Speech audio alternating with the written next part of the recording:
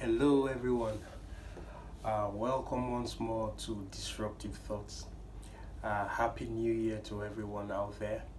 I would like us to take a little break, stop for a while, and then take a retrospective look at the reason why we started this project. Why do I come out here episode after episode talking about state of the nation, Nigerian politics, and the electoral process as it applies to 2023 upcoming presidential election? There are reasons why. So we need to look at those reasons again so we can remain laser focused on the reason why we do this. Why do you listen to me? Why do you need to take this conversation to your circles of influence? Why do you need to get engaged? Why do you need to get involved? Why do you need to get active in the political arena as a voter or participant in any level whatsoever? There are three reasons that are very dear to my heart. And the first reason is because you are directly affected, more directly affected by the policies made by the people who get into office than indirectly affected. Number two is because we need to leave a heritage for our children of a country that is respectable, of a country that is prosperous, and of a country that we can be proud of. And number three is because for the sheer sake of patriotism, we need to fight for our country. Number one, you really think you should allow or sit on the sidelines when the process that is to pick people and put in office go by without you getting involved? When the policies made by these people will affect you directly. You know how we complain through seasons of bad governance. Are you willing to do that again, all over again? Listen, this country is not their country, it's our country.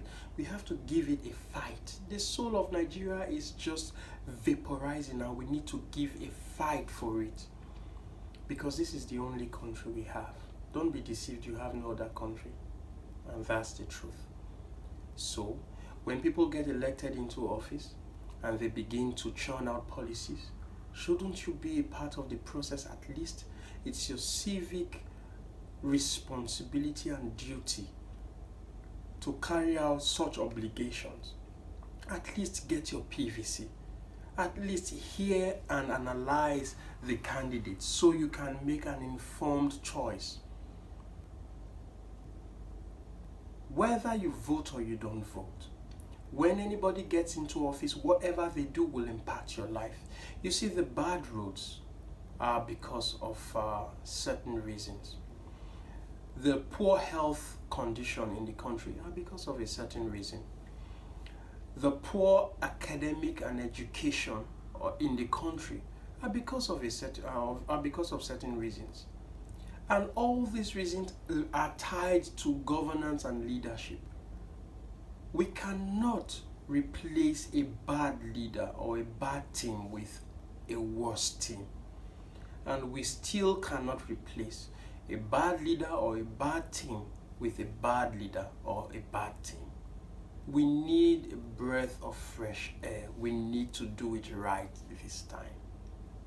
There are many good candidates I'm hearing through the grapevine who are stepping up. But you know what? The regular Nigerian system that has been programmed over time will hardly give these people a chance. We need to do things differently this time.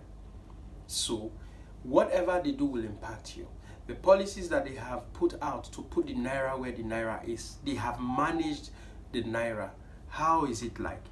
What's the exchange rate like? How is it affecting your business? You think you don't work for government, you do your own business. Well, you don't do your business on the moon. You do your business within the confines of the policies of Nigeria. So get involved. Number two, there is a general blanket orientation around here that says, hey, listen, I've done my part, I have done my bit. To hell with the people coming behind me. And those people you're talking of are your children. You don't give a hoot. because you think you've enjoyed yourself, you've done well for yourself, you die and you go, and then let them do theirs. You know, there are still some people who feel because they grew up suffering, every child they have should grow up suffering. There are some people who feel like if they had it bad, everybody who comes through them should also have it bad. Well, I will be a failure if my child has to grapple with the things that I grappled with. I'm supposed to win wars and conquer territories for them not to fight those same battles. There are a lot of people who are very selfish innately. There are a lot of people who are very responsible culturally. There are a lot of people who are very selfish and they think like this.